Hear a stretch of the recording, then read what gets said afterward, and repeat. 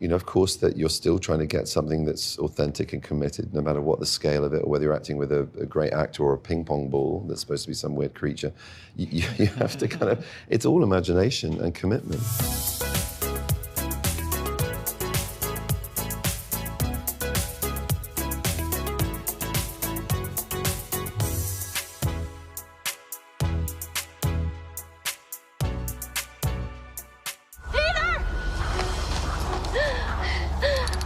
It's a tragedy from his point of view, I feel. You know, he's a man in great pain. He's so lost in his masculinity, in his sort of veneer of masculinity, as well as the stuff that he swallowed the Kool-Aid. He is an amazing ranchman. And that ability to stand his ground and have authority and say no and be himself and not be apologetic or embarrassed or people-pleasing. I kind of like that. I really enjoy playing that. I don't associate with it, but I need to take a bit more of that into my life. Why I wanted to play Peter is because it gave me an opportunity to really own myself and own the things that maybe are not accepted in society that I've experienced myself, in which he completely does.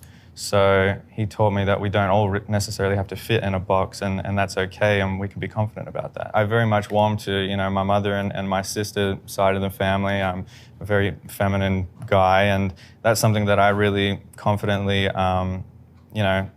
embrace in my life. And I think it gives way to a lot of my artistic side and creativity. And so, yeah, throughout the industry, being in front of many eyes and throughout school, it's something that I've had to learn to embrace and love about myself, and I don't need to change that. So, yeah, I mean, I saw that reflected in Peter in different ways.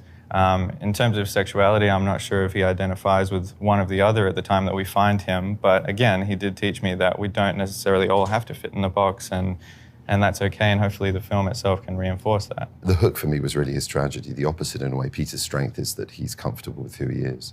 And that's a strength that lures Phil in, actually, in the moment where he's being ridiculed at the haymaking camp, and he sees a strength and determination. This boy becoming a man doesn't get moved by it. He's not affected by it. And that's a very powerful thing to witness for Phil. Still, unfortunately, we do live in times across many parts of our time and culture that are still intolerant, that are still repressive, that are still judgmental and biased. And I think that creates real problems, not only for the person who can't express themselves fully, their true self, but also for everyone around them. And that kind of toxic masculinity that it results in is something we're seeing play out in many different ways. It's not just to do with sexuality. You know, there are very different working methods. You know, this is a Jane Campion adaptation of a rediscovered Thomas Savage classic. So there's a sort of canon of importance with the script that's sort of solidified before you go into shooting.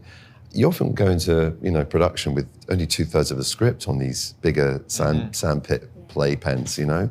I feel she's an absolute master. She has taken me beyond, you know, the limitations and boundaries that I had as an actor, and she did it in such a way that at first maybe it felt a little uncomfortable in terms of getting out of that comfort zone, but then in that same thought, you know, I reminded myself who I'm with and who I was in the presence of, and also it's just her aura. You completely can trust that and go with the flow and actually have fun with it. And you know, I tried a lot of different techniques and body movement specialists and accent coaching, which I didn't think I would have to have for a long time again, but it added so much more to Peter than I could have ever expected or imagined. I can't really think of another collaboration I've had like this in my life. She really does take you to places that you've never been able to get to before. She lets you access that. She never said, oh, I want you to feel this way, you know, I don't want the audience to. There was no audience thinking with her. It was all about the intention of the craft, of the process of getting into the character. And the seduction was sort of complete. We all had our own worlds going into that story, which is all you need as an actor. You just need to think, right, this is who I am, this is what I'm doing, this is what supports me. And then you just play all the things that hit you along that story. But to work with Jesse Plemons was just a dream come true. I've been a huge fan of his for a long time. I think he's really one of modern cinema's great actors. And he's kind of an all-time classic. He's just able to ground a cardboard box. That boy has just such presence on screen, and to build a relationship with him as his brother that's that complex and intricate was just a pure joy, pure joy. She's a real alchemist, isn't she? Yeah. She knows how to create an environment through very open means, actually, but they do deviate from the norms. I mean, for example, to bring myself physically close to my brother, to understand him, his body, his smell, who he is as a person, rather than just an actor I love. You know, she had us waltz for a rehearsal, something that we probably never would have done. Maybe as kids we would have mucked around the Christmas tree doing it or something, I don't know, in the Burbank family Christmas scene that never was. But, you know, I found she always went an interesting way round, but with utter openness, which, like Cody says, it gives you real courage to be daring, to leave yourself vulnerable and exposed, and to be sort of fully prepared to give her everything.